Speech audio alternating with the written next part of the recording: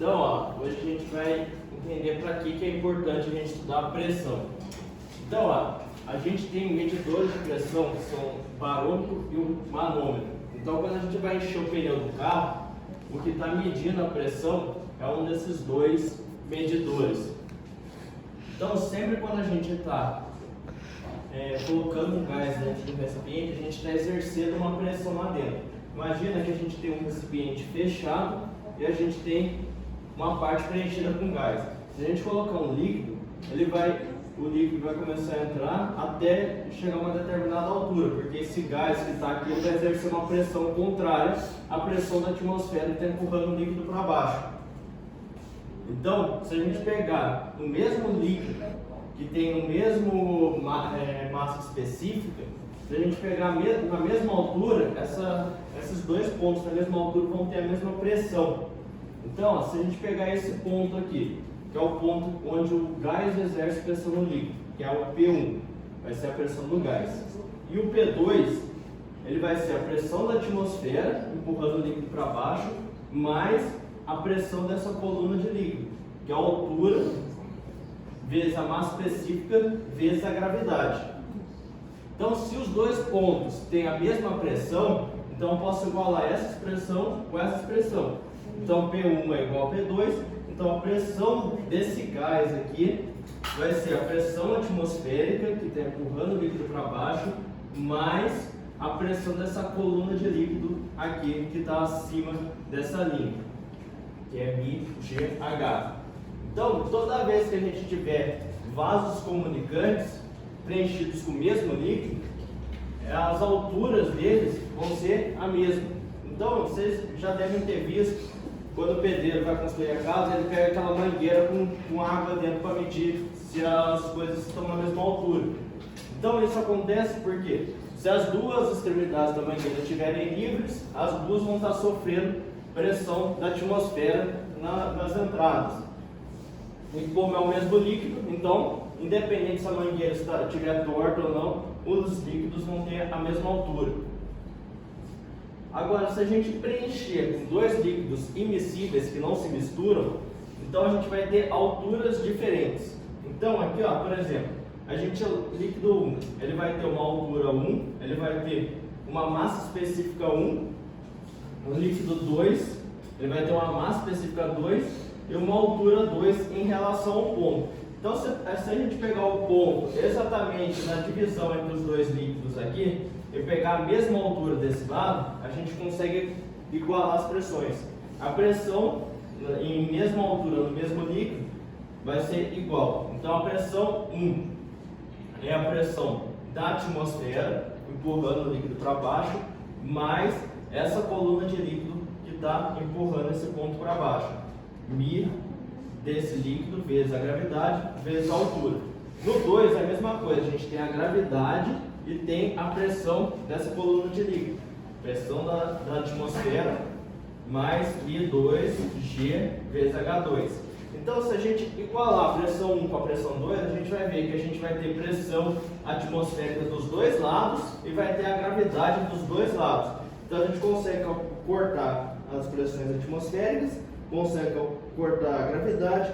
Então, a gente vai ver que quando a gente tiver um vaso em formato de U, aí a gente tiver dois líquidos immiscíveis, a gente só basta calcular a massa específica do líquido 1 vezes a altura dele é igual à massa específica do líquido 2 vezes a altura dele.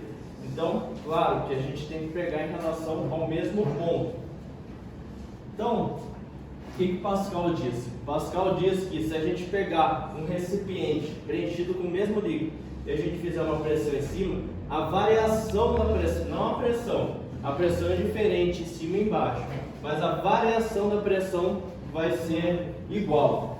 Então, por exemplo, se a gente tem um líquido que a pressão dele em cima é 1 e embaixo é 2, e a gente exercer uma pressão que faça com que em cima fique 2, embaixo vai variar 1 também, então embaixo vai ficar 3.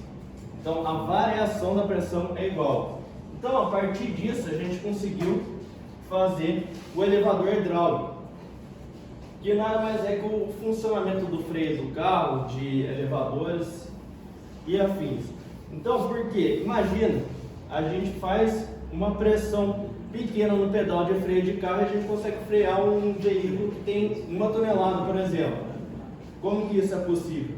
Porque ó, se a gente faz uma força numa área pequena, ela vai gerar uma força grande numa área grande. Porque ó, a gente tem 2 cilindros, o elevador d'água funciona assim. A gente tem 2 cilindros, um com uma área menor e um com uma área maior. Então, se a gente sabe que pressão é força sobre área, então ó, se a gente pegar uma força sobre uma área pequena, então quanto maior a área, maior a força a gente tem que fazer. Se a área é pequena, a força também tem que pode ser menor. Então ela vai gerar uma força grande numa área grande, porque se a outra área é grande, a força gerada vai ser grande, para a variação de pressão ser igual. Então quando a gente freia o carro, por exemplo, a gente faz uma força pequena que vai gerar uma força grande, porque a diferença de áreas é grande. Então, essa diferença de áreas no elevador hidráulico é o que? A vantagem mecânica. Então, quantas vezes essa área aqui for maior que a área onde a gente está exercendo a força, maior é a nossa vantagem mecânica. Então, se a gente fizer, por exemplo, uma força 1 aqui, se essa área for 5 vezes maior, então a força que a gente vai gerar deste lado aqui vai ser 5 vezes a força que a gente fez aqui. Então, por exemplo, se a gente aperta o pedal do freio e o pedal do freio vai gerar uma força 10 vezes maior, que vai ser suficiente para a gente frear o carro, por exemplo. Então, ó, se a gente pegar que a variação, isso daqui está preenchido de um líquido, né? Ele precisa do líquido para ele exercer pressão.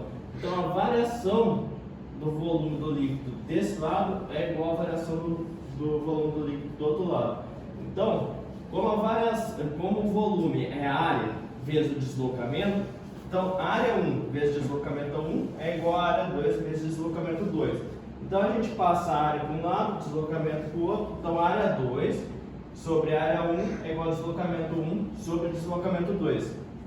E a gente também consegue rearranjar essa equação. A gente tem essas 3 igualdades aqui, área 2 sobre área 1 é igual a distância 1 sobre distância 2, que é igual a F2 sobre F1. E se a gente fizer força 1 vezes deslocamento 1, força 2 vezes deslocamento 2, o que é força vezes deslocamento? Trabalho. Então, o trabalho da força 1 é igual ao trabalho da força 2.